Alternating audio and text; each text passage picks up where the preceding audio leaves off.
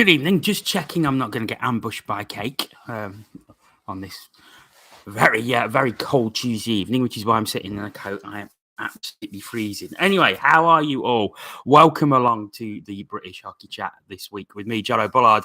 Lots and lots of questions have been sent through as usual, so many thanks for that. Chris Phillips, if you're watching, I did get your question right at the last minute, just in time. So that has been included. So that will be on later. Good evening, Adam. Hello. If I could ask, as always, if you would please give this a retweet, get the link out, get as many people in here as possible, because as always, the more people we have in, the better discussion we have, and we can talk a lot about hockey and get different opinions, which is always good to discuss. Good evening, Craig. Nice to see you. And so we will crack straight on, because there is a lot of questions to go through. I think I've had 17 or 18 questions and comments to fire through today. So thanks ever so much for everyone who has sent questions in.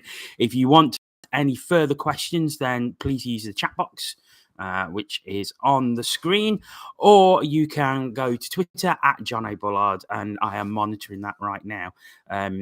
So send them through, and I will be able to get hold of them. So let's crack on. So the first, it's not a question that I received, but it's just something that I did want to comment on after seeing it on Sunday. And it was a tweet by Jodie Bloom, who plays for the Solihull Vixens in the Women's National League, and is also a Great Britain international, one of the alternate captains of GB.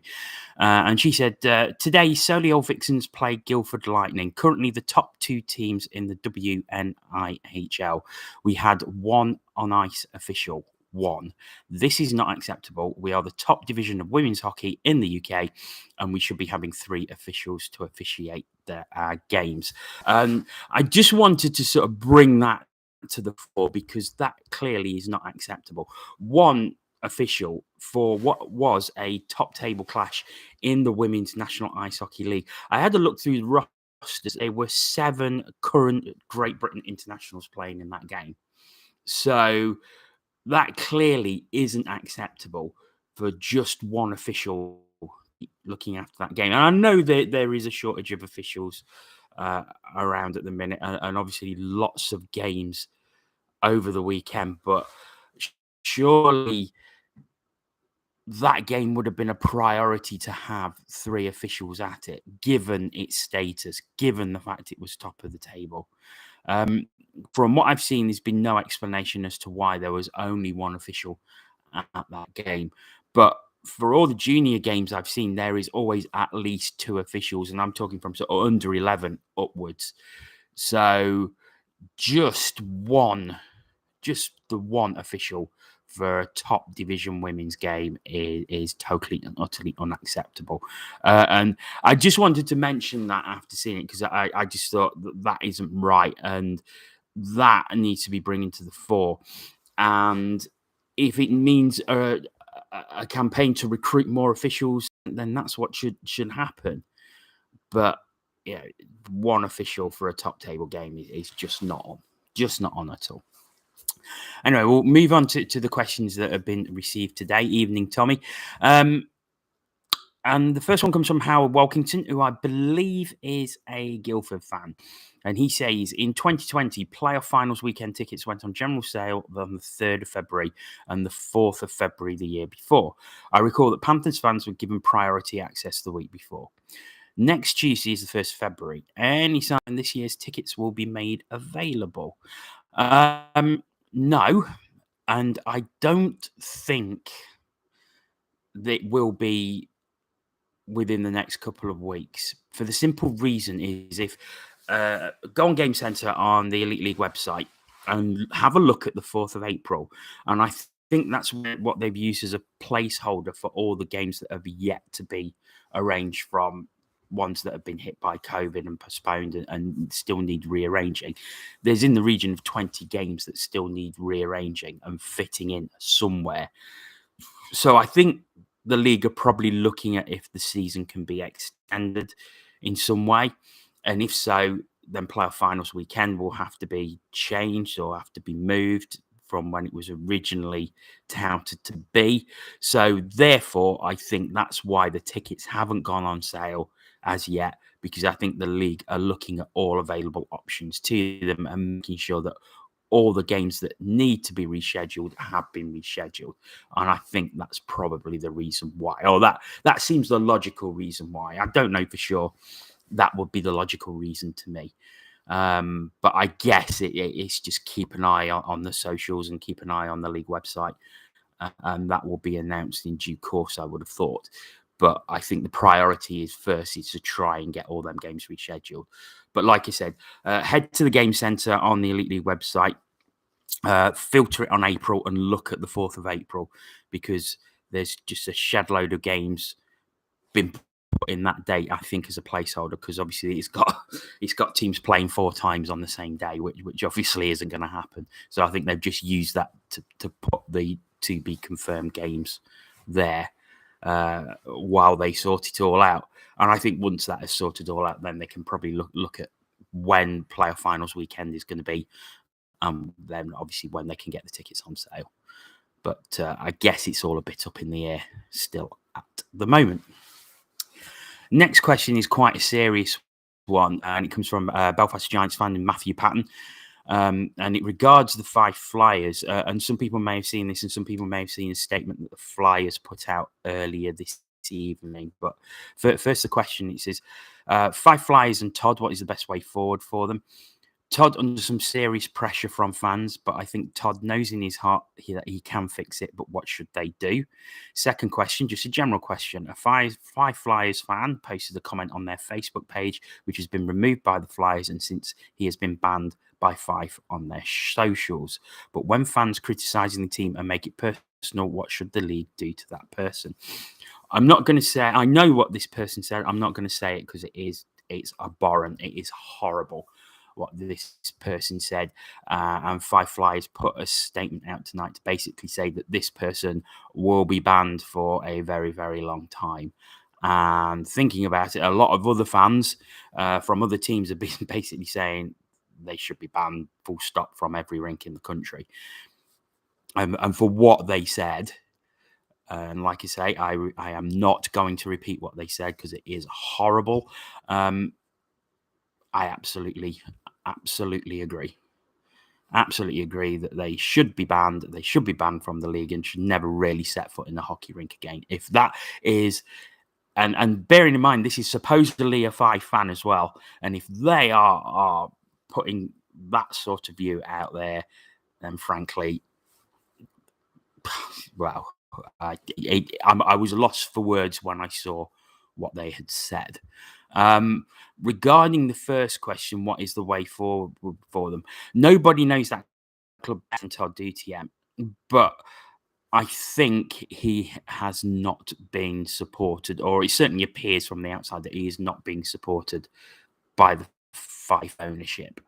He needs some players. He needs better quality players, and we've seen that Fife can compete. They've competed previously, but I think not unlike another club, they need some serious investment and some new thinking around how they probably run the club and how they look to the future, because it does appear that things are really going south quickly in Fife, and it's not nice to see because they're such a storied club, and you know nobody wants to see them go. Is Todd DTM the man to do it? I think he probably is.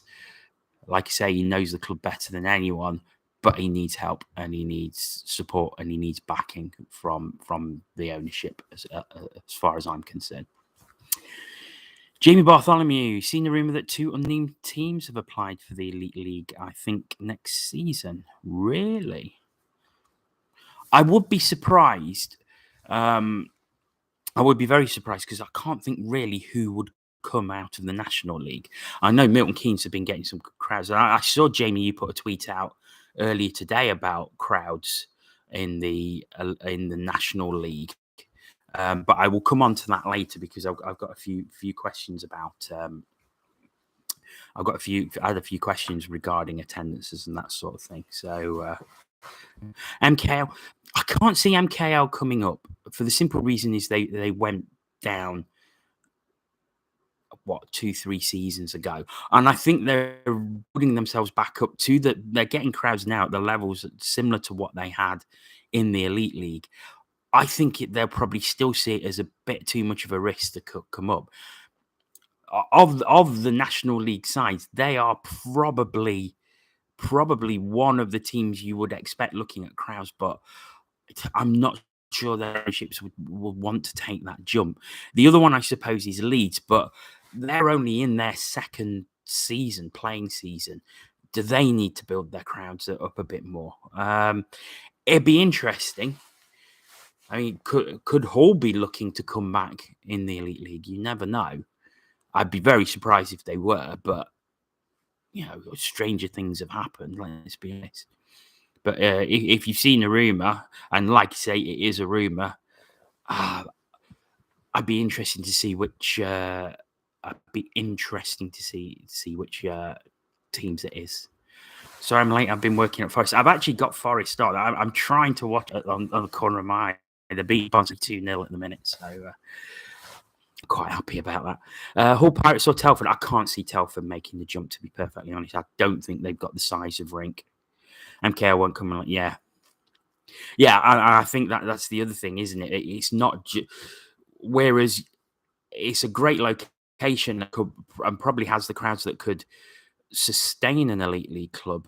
It's what comes around it, and I know that property is not cheap in Milton Keynes, and that is the issue. Leeds get more than 5, Coventry, etc., nearly 2K. Yeah, I still think Leeds need to build that fan base a little bit more. I think they need a little bit of history behind them. By all means, they could have a go, but I think it's probably too much of a risk for them at this stage. Maybe in a season or two, when they've had some seasons behind them, had a chance to get a backing, get a fan base following them, and then maybe look at making the jump. I don't know, but we should see what happens. Next question comes from another Belfast fan, but my very, very good friend Chris Lovell. And he says, given the supposed wage cap in the Elite League and the fact some teams are blatantly over it, what is the point of it? Given the league is run by owners, where's the accountability? It's a farce. Couldn't agree more. There clearly are some teams that aren't sticking to the £12,000 or £12,500 a week wage cap. Not a chance. But at the same time, what's the point of a wage cap that's set by a team that's run by the owners? What sanctions are they going to give themselves if they're found to be breaking the wage cap? So yeah, it is a farce. It is a farce. But at the same time, I'm not in favour of wage caps. What I am in favour of is teams spending what they can afford. So if a team, and let's take Sheffield as an example, Sheffield are getting great crowds at the minute. That's no doubt generating a great deal of income for them. Why should they be able to plough that income back into their playing squad if they can afford it? I don't see a problem with that. Now, if you are spending more than you can afford, then absolutely, yeah, that's ridiculous. That's idiocy, and it shouldn't happen. But if you are creating that income and you are creating the income that you can plow into your squad without losing money, then why shouldn't you? I don't see a problem with that, and I do think that's what would happen. But the fact there is a wage cap is farcical in the league the way it is run. No doubt about it. A few comments coming in. Mark Rackham. Hi, Mark. Hope you're well. Says, not sure about teams taking a chance in this economy makes much. Still many unknowns coming out of the other side of the pandemic. Very, very good point. Somebody, Bison, no, not a chance. With Bison, the rink is in a perilous state and one side of it can't be used. So, no, Bison, absolutely not. Could be the Edinburgh team. My friend says they were talking about applying again Murrayfield Raiders. The rink's not open. The rink's been shut for more than a year, probably longer. And I think there's real peril in Murrayfield now of whether that rink will reopen again. So I would doubt very much it would be an Edinburgh team, sadly, because I do love that rink. It's cold, it's old, it's tired, but by God, I love that rink. So it will be very sad to see it go if that's what ends up happening. Some Panthers questions coming up now, as you will probably expect. First one from Ashley, who's Ashley at 941300 on Twitter. He says, could Panthers do more with the Lions or other local sides with the young players to allow them opportunities to come through? And should Panthers use the two-way contracts more to their own favour to bolster short lineups? And Charlotte Deakin asks, why aren't the Nottingham Panthers ever promoting any teams like the Lions? Surely free, cheaper ice hockey is a great way to get people interested in the sport. Ashley, to answer your two questions, yes and yes. They should do more with the Lions, and they should use two-way contracts to bolster the short lineups.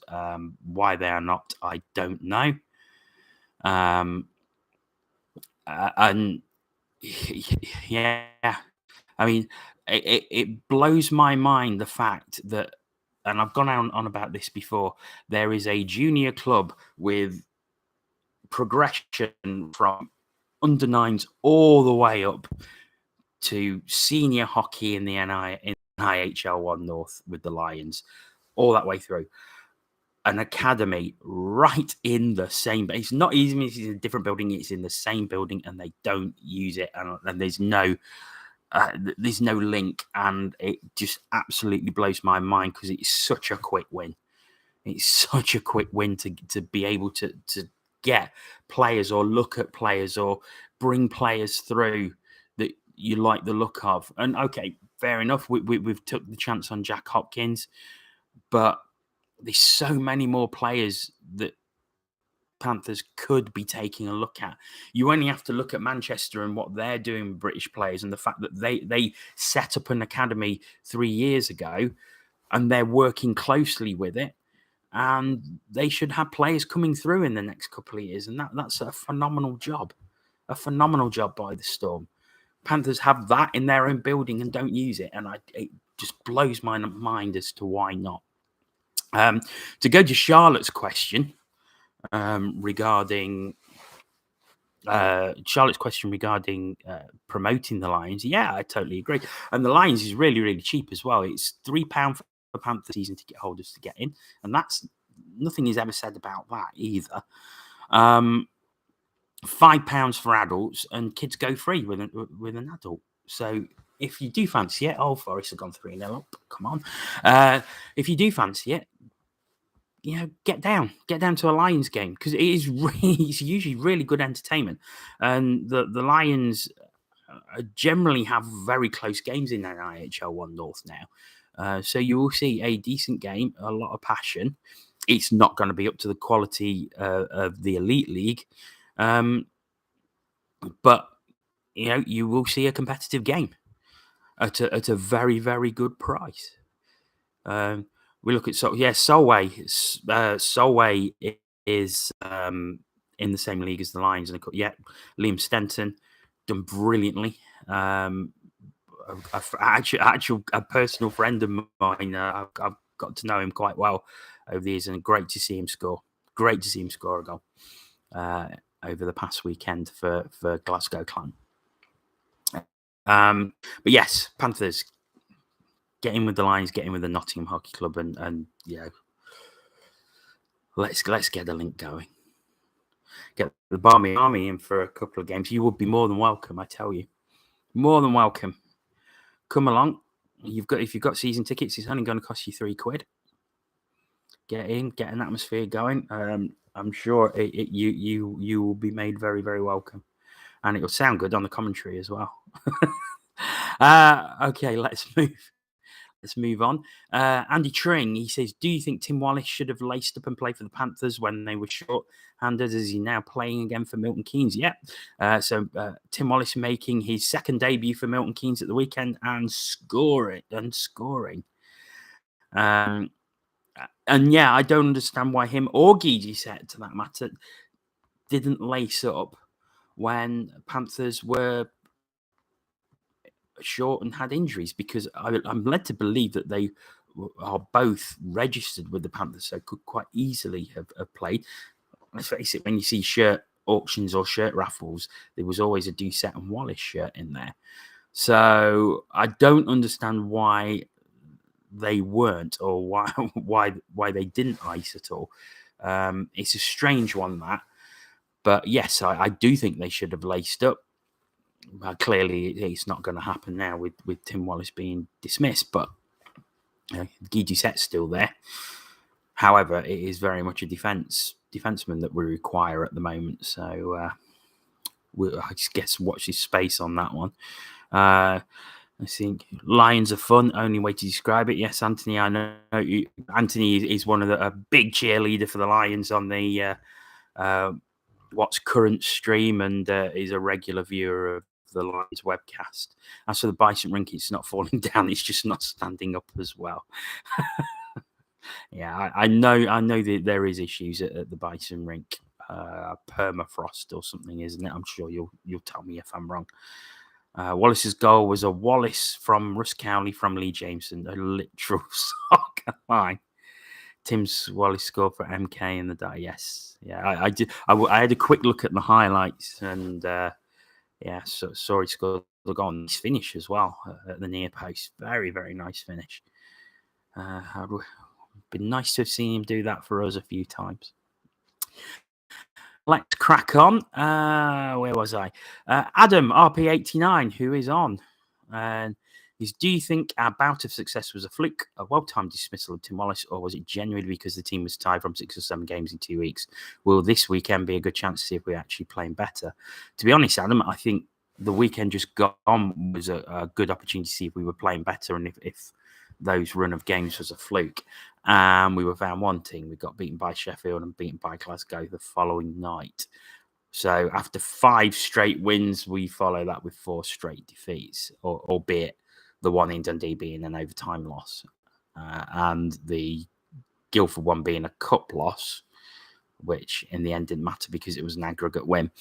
I think it was just normal service has been resumed, wasn't it? There was a little kickback after Tim Wallace had been dismissed, but for 4 defeats on the trot.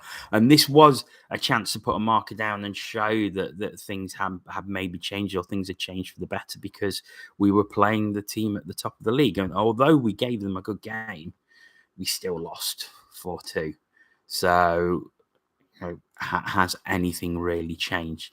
This weekend, it's Cardiff and Dundee. Cardiff away. Cardiff will be an interesting one because we played 2 games against them and beat them both times this season. So that will be an interesting game away from home at the Ice Arena, Wales. Dundee at home, you would expect to win that, but Dundee are on a great form at the minute. So I have to wait and see. And the thing with Panthers is there is still only 5 fit D-men, and that needs to be rectified ASAP, because I'm sick of seeing a tired-looking defence. And the reason they look tired and the reason they're making mistakes is because there's only 5 of them and they're getting loads of ice time. And games are coming thick and fast. It's not good, and that needs shoring up. If it means putting a forward back into defence just to give the other guys a rest, then that is probably what you're going to have to do if they can't get anyone to come in. But something needs to be done with regards to that, and very, very quickly as well. Leah Scott, why are Panthers more bothered about Valentine's shirt or shirt off your back? Surely a new GM, new coach search, new players is far more important. Yes, it is, Leah, but then it's also all about balance as well. While I agree that it is far more important to think about getting a new coach, if that indeed is what's going to happen, or if the club are happy with Mark Matheson staying around. Or new players, definitely, I agree. But the thing is, it's a business and it's a balance, and therefore the things like the shirt off your back or the Valentine's shirt are going to generate income for the club. So that's why they're going to push them. I can totally understand where you're coming from, and it seems that the club sometimes are more bothered about that thing than the important thing. But I'm sure stuff's going off in the background. But balance, and you've got to look at lots of different income streams, and that is a particularly good income stream, which is why it's pushed, and it's right that they should push it. I mean, some teams push them sort of things far more, and it's like every hour. Panthers aren't really like that, but yeah, I can sort of see where you're coming from. But again, it is something because it is a revenue stream, and it is important that it is pushed. Next one comes from Mark D at black_cloud66 on Twitter. He says, looking around the arena during Sunday's game, and you can see nearly 50% of corporate boxes are empty. I would guess this is a job for a GM to get these filled and improve our finances considerably. Is this a must-fill position ASAP? I'll move on to the next question from Chris Phillips, which is, there's been a fair bit of comments about the poor intro on match nights that players' pictures aren't on the screen during announcements. With the passing of Gary, is the club a little headless with staff not really knowing what to do or up to the job? There's another question, but I will leave that separately and come on to that one next. So regards all that, I don't think the club are looking to fill the GM role. I think it's been shared between Dan Carey and Nicholas Strachan at the minute. And I know they've taken on 2 new people, and who are obviously going to be learning the ropes and need to be trained. So you've got 3, and I think with regards what he said about them running around a bit like headless chickens and not really knowing what to do, I think it's a case of 2 new people being in there, probably not knowing the ropes. Those that are left having to teach them the ropes while having to do other jobs that's been given to them. And I think it's a case of probably there's just not enough people and not enough time, and so many things happening with regards to COVID and that sort of thing, and rearranging matches, that it's probably getting a bit too much. I can't imagine what it's like in that office at the minute. I can't imagine it's great. It's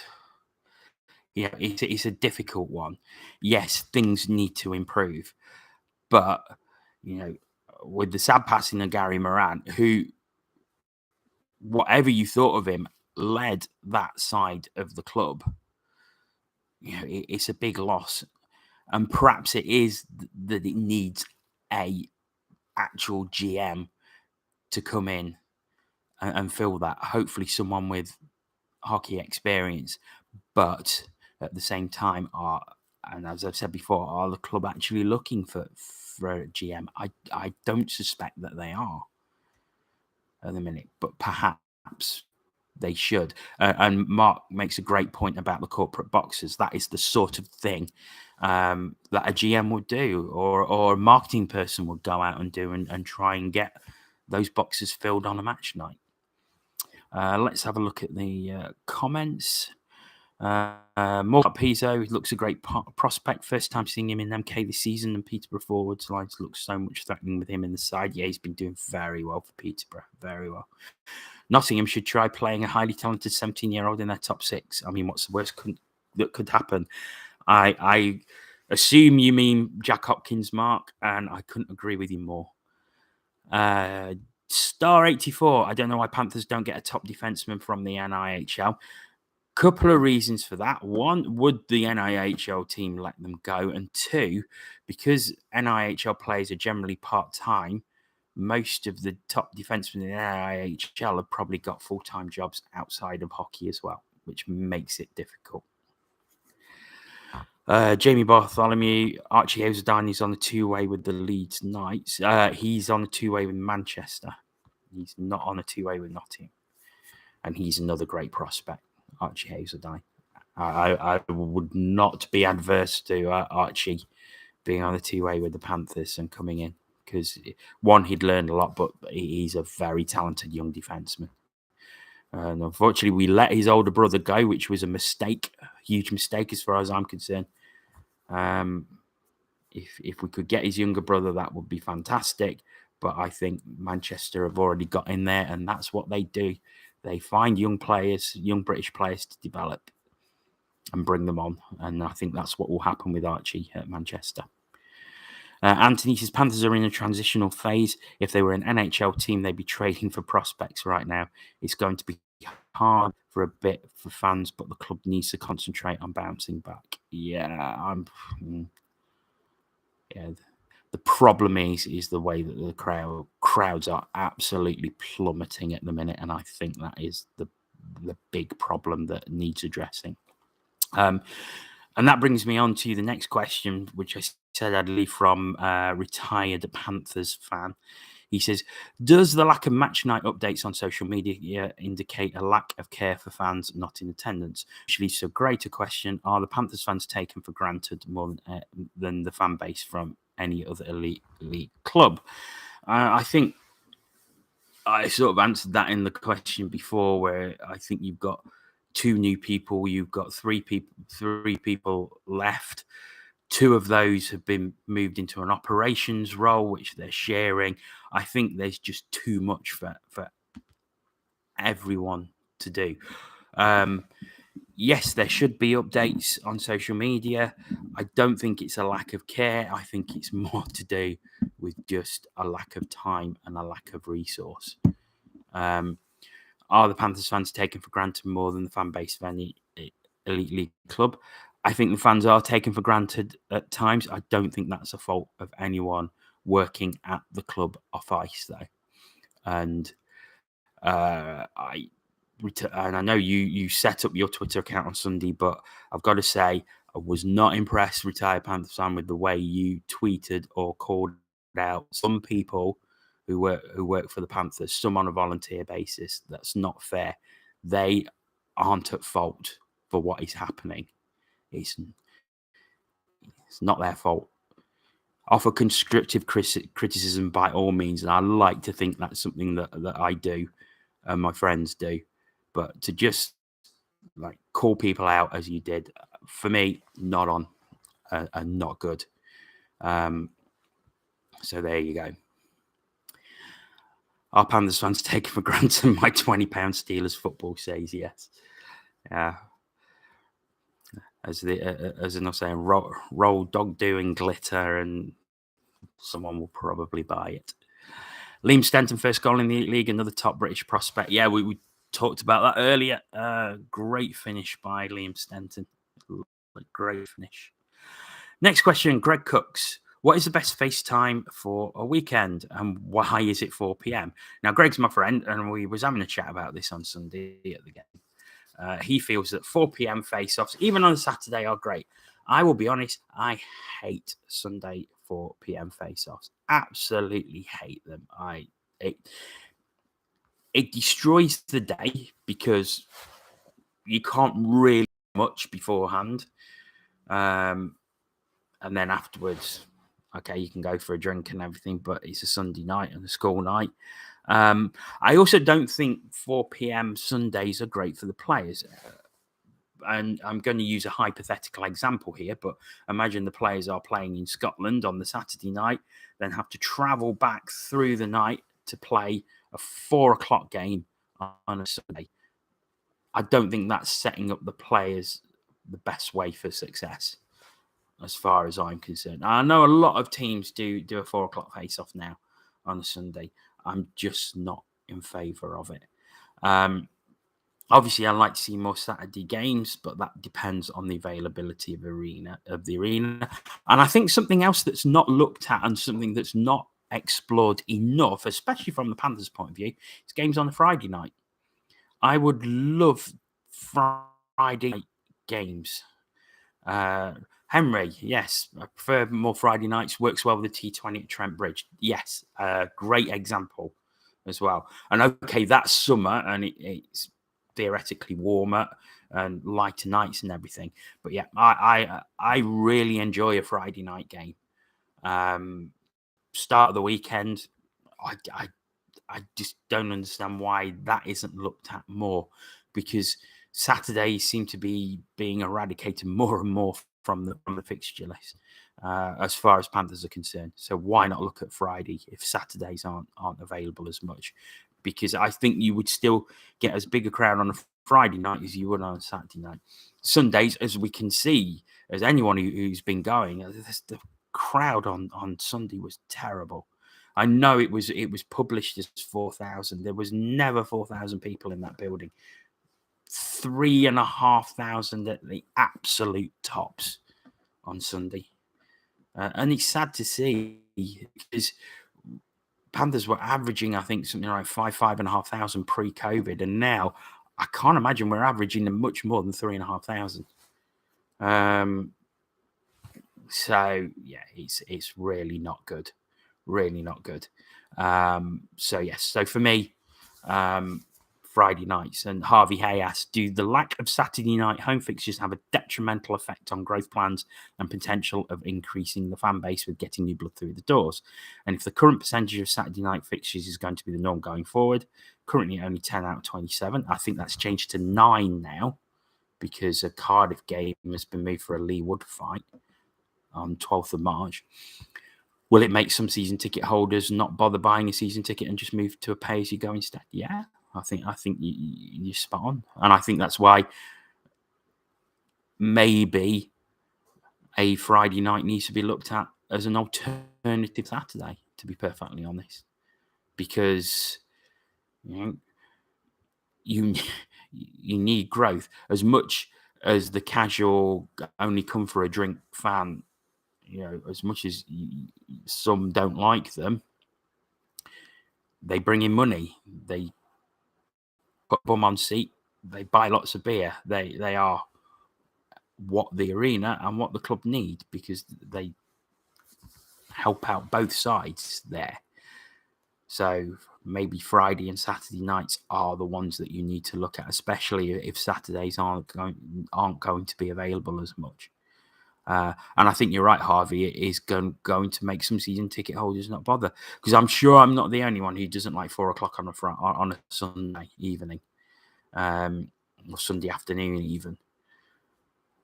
Speed, and okay, I'm only got my circle of friends to go with, but none of us like it. None of us like it. So there we go. Let's have a look at the comments. Steel Dogs do 4:30 face-offs. Great idea. They're the furthest side north in National Division. Everyone gets home early, and the home lads can have a beer before work. And also, today's attendance is 4,000 pigeons. The one from the Lions. Yes. Funny commentary stories from the Lions and tram chat. But we'll move on.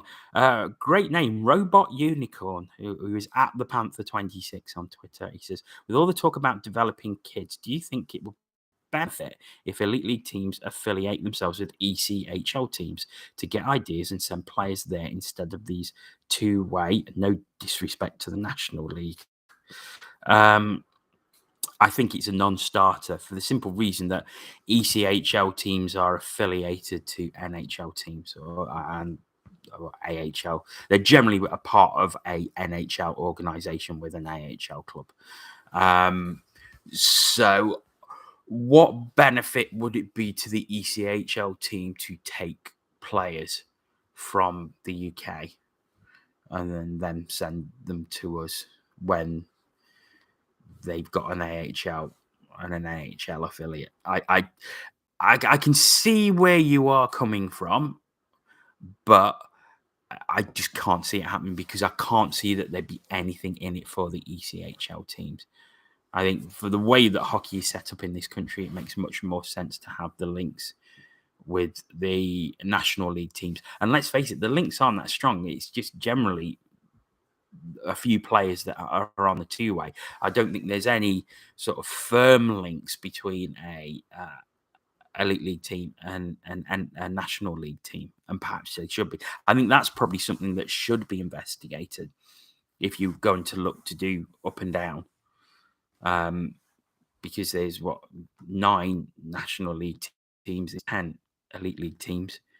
I think that's something that is more likely to happen, to be perfectly honest. Bob Mitchell King asks, a biggie for you, Jono. Why are most ice hockey statisticians mathematically illiterate? That's going to trigger a few, I'm sure. They report 9 saves out of 10 as 0.9%. We all know it's 90%. 0.9 is a saves ratio. I always call it as a percentage, and I've only seen it on sort of stat sites where it is, as you say, 0.9 or 0.914 or 0.923 or 0. Or whatever. But yeah, I mean, I've always put it down as whatever percentage, usually 2 decimal points. To be honest, it doesn't particularly bother me because I can read it both ways. But I suppose something consistent would be better with regards to that. But as I say, it's not something that particularly bothers me because I just read it as it is. Mark says every ECHL team has an NHL affiliation now. More NHL clubs are happy to send prospects down to the ECHL these days to begin with, especially the rookies. Dan Jagger, Telford used to have a link to Utah Grizzlies when Wayne Scholes was at the helm. Didn't last long, to say the least. Yeah. Matthew Alford, judging by the team he's recruited this season, do you trust Doucette to pick the right man to be next Panthers coach? I personally, and I know nothing, I've heard nothing, but I personally think that Mark Matheson will be given the job. Certainly till the end of the season, and I expect for next. That is the way I see it going, because it's easy.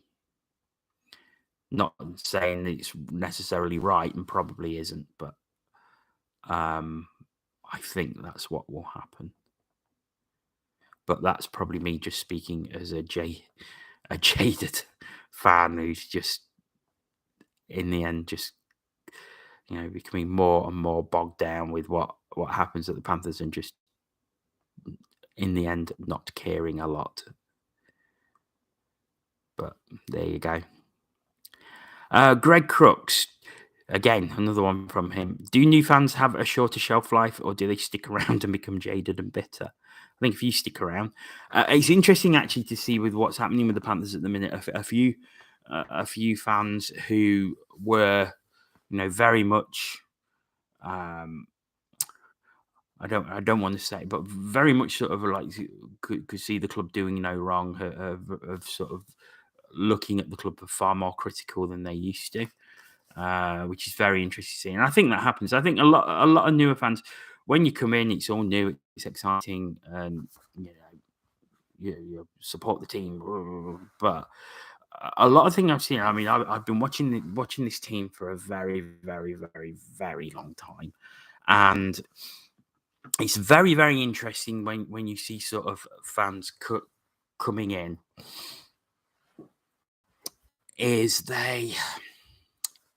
How can I put this? Is you see fans coming in, they're very enthusiastic. They then sort of become the bit jaded and bitterly fade away. And this all happens, I tend to find it in quite a short space time, sort of 5 or 6 years. And you sort of get in these cycles of fans, sort of 5 or 6 years, and then they're gone. And you have a few people who have been going many, many years. Of the sort of people I go to the hockey with, generally, most have been going at least, well, everyone I know has been going at least 10 years. At least 10 years. So, I'm perhaps the wrong person to ask about that. But I think a lot more. I don't know what it's difficult, because Panthers are one of those teams where it's very easy to moan, and you do get a lot of people moan. I like a moan. I like to think, or I hope I'm constructive in the way that I moan. But you know, essentially, we only moan because we care, because we want things to be better, and we want the team to compete. That's the only reason. I mean, I'm sure there's some who moan for the sake of moaning, and I'm thinking of the Cage Forum here, and I'm sure anyone who reads that will know who I'm talking about. But you know, I just want the team to be the best it can be, and I think it's massively underachieving at the minute. You know, it's very easy to moan, the British hockey motto, isn't it? Just, but yeah, I just think things could be a lot better. And I don't think it'd take much to make them a lot better, to be perfectly honest. But there you go. There you go. Final question coming in from Panthers Banter. So if you've got any further questions, pop them on Twitter at Johnny Bullard, or pop them in the chat just to the side here. He says, is Guildford doing a jersey announcement in late January the most EIHL type thing to happen this season? Yeah, I did see that earlier and thought, why a jersey announcement in late January, like 3 months of the season? I mean, fair play if it's something that should have happened a lot earlier, and obviously the world we live in now, there are lots of delays and that sort of thing. So probably it's more to do with that, but it doesn't leave a lot of time to get the jersey sold or get stock in. But yeah, it does. It is a very elite league type thing to happen. You are absolutely right.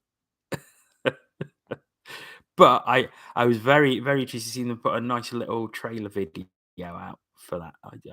We don't normally see things like that from Guildford, so it was good to see that sort of thing. So yes, very much so. Comment on Twitter from Karen Wynne Jones, who says regarding face-off times, it's a case of balance on Sundays. Children have school, so 7 p.m. face-off will be, in my opinion, but we do need bums on seats.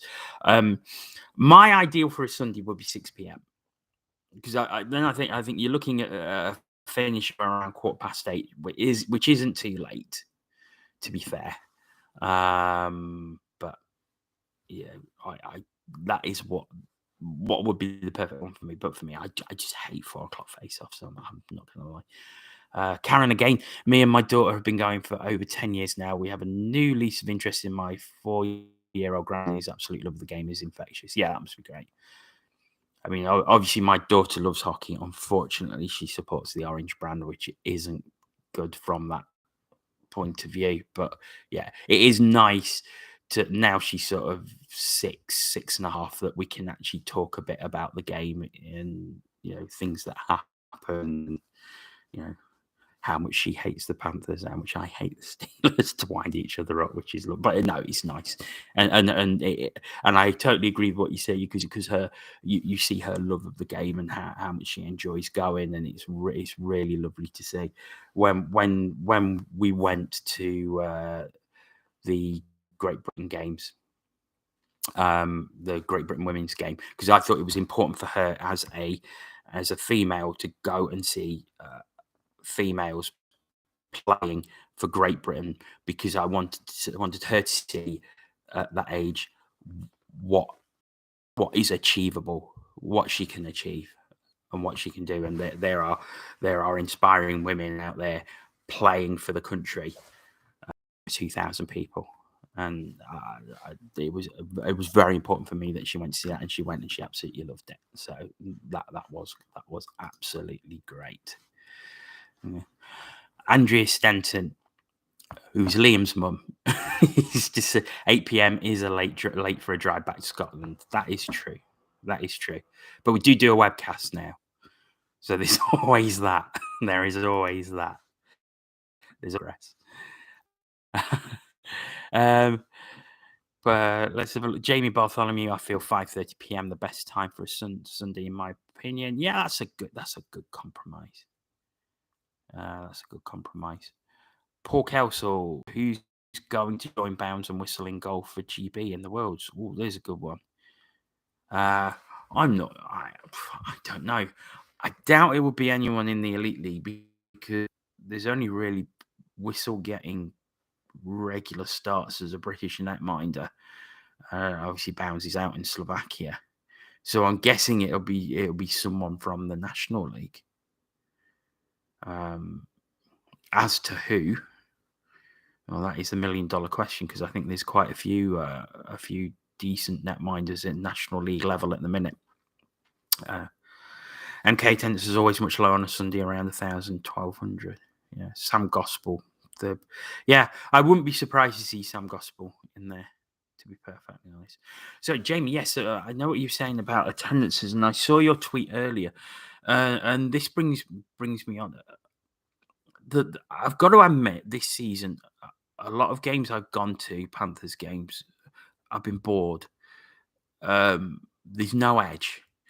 And I know a lot of people say, well, they've taken fighting out of the game, which I think is a factor. But there's also very, very little hitting these days. There's very little edge. There's very little undercurrent to get excited about, which you used to get. You used to go to games thinking, will something happen? Or something would happen in the game that should lead on to something else.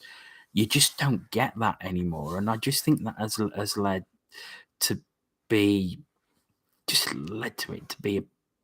get a bit boring. I was on Sunday.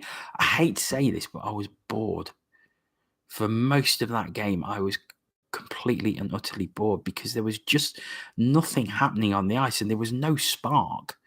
And we're not seeing any spark. And it was interesting that I read your tweet earlier, Jamie, about the attendances rising and the way that the National League is getting some great attendances. And when I watch highlights of National League games, they're always, and I know it's the highlights, but there always seems to be something happening. There seems to be something happening on the ice. There seems to be a fight. There seems to be something that really gets the crowd into it. And I love that.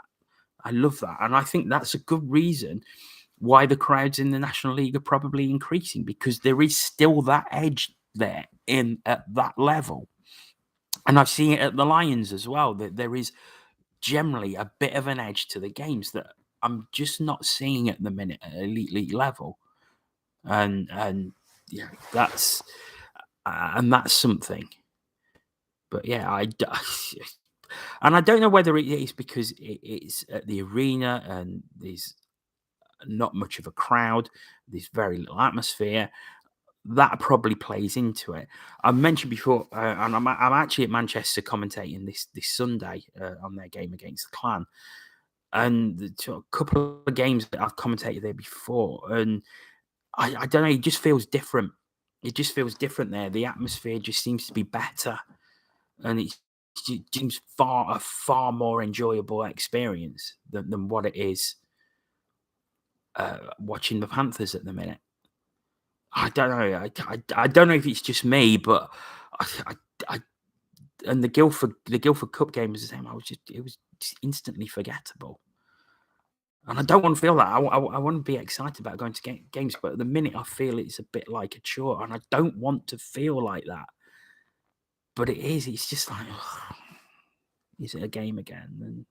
And I want to be excited about going, but I just cannot get excited about going at the minute, which is really, really awful to say. But it's true. I want to see some excitement. There's just no excitement. Sunday's game was boring apart from the last 2 minutes. Yeah, it was. I might say Ben Churchfield has had a call up to the ECHL. Oh well, there's your other goalkeeper then if he's available. Because if he's being called to the ECHL, then he's probably going to be pushing Whistle and Bounds for a starting call up if that's the case. So yeah, I remember him doing very well for the Steelers in the Elite Series. So that could be a good shout. Elaine, just been saying the same thing tonight. It's boring. It just feels like they're all going through the motions. At some point, you could pin drop. Yeah, you're absolutely right. Most remarkable crowd this weekend was 1,500 sellout in Bristol for their game versus Chelmsford in the third tier. Yeah, of course, Bristol, brand new team. And I think that's not their first sellout as well since they came back to Bristol, because they've been playing on the road. I played in the old Bristol rink and it was horrendous. The ice was terrible.